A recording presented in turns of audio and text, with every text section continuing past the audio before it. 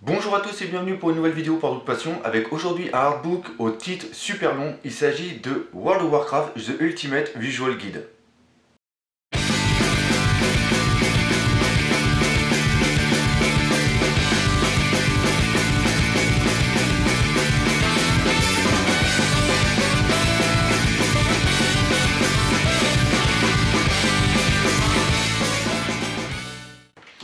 Alors avant de commencer la critique de ce livre, j'aimerais faire une petite mise au point. Ceci n'est pas une encyclopédie. Si vous voulez une encyclopédie, c'est plus quelque chose comme ça. Bon, bien sûr, c'est sur Star Wars, mais vous voyez, une encyclopédie, c'est quand même un truc qui est quand même assez volumineux, rempli de textes. Ici, c'est seulement un guide visuel, d'accord ?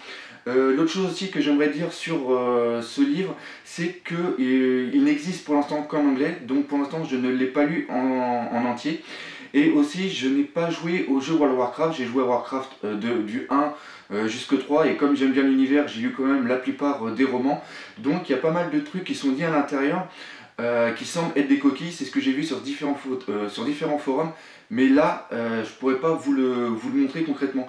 La critique que je vais faire aujourd'hui va plus être axée sur l'aspect visuel de ce livre. Donc maintenant que vous êtes mis au courant, on va pouvoir commencer la vidéo et la critique. Alors que dire au sujet de cet artbook? Déjà c'est son volume. Son volume est quand même plus grand que la plupart des livres. Là par exemple nous avons un artbook sur Metal Gear Solid et vous pouvez voir qu'il est quand même plus haut et plus large. Donc déjà ça c'est vraiment un bon point. L'autre chose pareil, une couverture rigide, ça c'est vraiment agréable.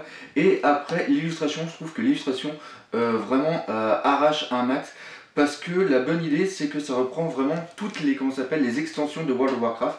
Là nous avons par exemple pour Burning Crusade, ici c'était la colère du roi Lich, bon ça bien sûr c'est Warcraft normal.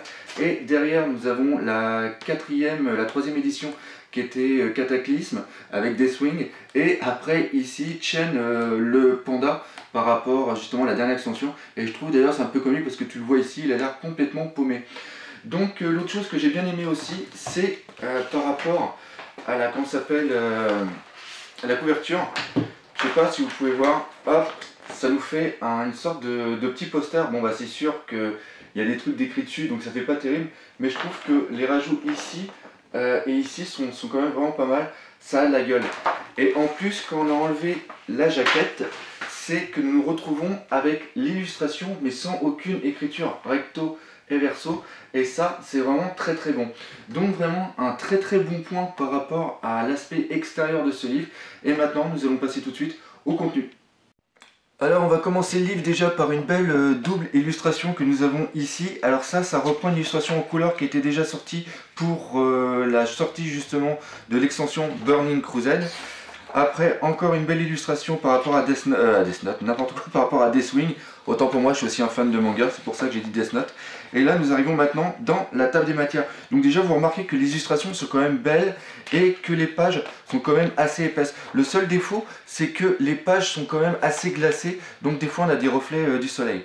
Donc je reviens maintenant à la table des matières. Donc nous avons tout d'abord différents chapitres qui vont être l'introduction, après Chronicle of Azeroth où nous allons voir toute l'histoire de ce monde, après une partie sur l'Alliance, sur la Horde, après une autre sur Pandaria, après nous aurons une partie sur les différents vilains et héros, les personnages principaux, et après une petite partie sur les coulisses Behind the Scene.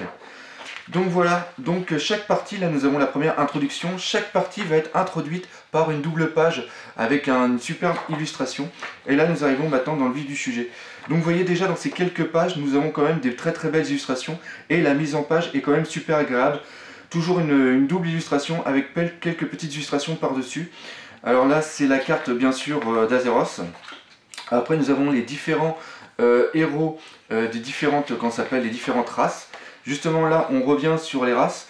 Alors comme vous pouvez voir nous avons soit des images in-game ou des images tirées directement d'illustrations de comics ou quoi que ce soit, ou sinon aussi des artbooks.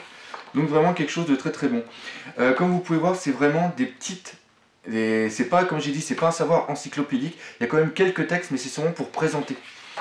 Donc là maintenant pareil, les différents bastions, les différents royaumes, et après bien sûr les différents styles de magie que nous pouvons retrouver tout au long du jeu. Donc voilà les technologies, les différentes armes importantes. Et après c'est terminé, nous passons directement au Chronicle of Azeroth. Donc là nous allons vraiment avoir d'abord une timeline des différents événements qui se sont passés avec la création du monde par rapport à la guerre des anciens, les titans, etc. Donc toujours pareil, des petits textes explicatifs. Et après nous arrivons directement à Sargeras, le titan corrompu par les démons et le maître de la Légion Ardente. Après justement ces différents bras droits. Et là nous reprenons justement la Légion Ardente avec les différents personnages. Là nous reprenons aussi la guerre des anciens qui était faite par rapport au comment ça s'appelle zut, par rapport aux trois romans que je vous conseille parfaitement. Et justement c'est là où est un bon point de cet artbook, c'est qu'il permet de mettre des visages sur des personnages. Par exemple moi j'ai lu le roman et j'arrivais pas à mettre un nom, un visage sur Jarod et Épée Sombre. Je crois que c'était comme ça son nom en français. Et là ça permet justement d'avoir une illustration. Et c'est ça le grand point fort de comment s'appelle de cet artbook, c'est qu'il permet de mettre des visages par rapport à ce qui se passe. Pareil, les textes sont quand même présents, mais je le répète, c'est vraiment succinct, même s'il y a quand même pas mal de textes. Donc voilà, là pareil, l'ascension du roi Lich avec Arthas. Donc on va quand même passer vite fait parce que je vous ai fait une autre petite vidéo où je vous montre vraiment tout ce qui va se passer, tout l'artbook. Là encore une fois, chaque extension va avoir le droit à une explication de son contenu sur, comme vous pouvez voir, quelques pages. Donc on avait eu la Burning Crusade, l'ascension du roi Lich, là c'est Pandaria, etc., etc. Donc là maintenant nous arrivons sur l'Alliance et c'est comme son nom l'indique, c'est-à-dire que nous allons vraiment avoir les différentes races avec les différents royaumes, les différents héros et après les différents personnages secondaires.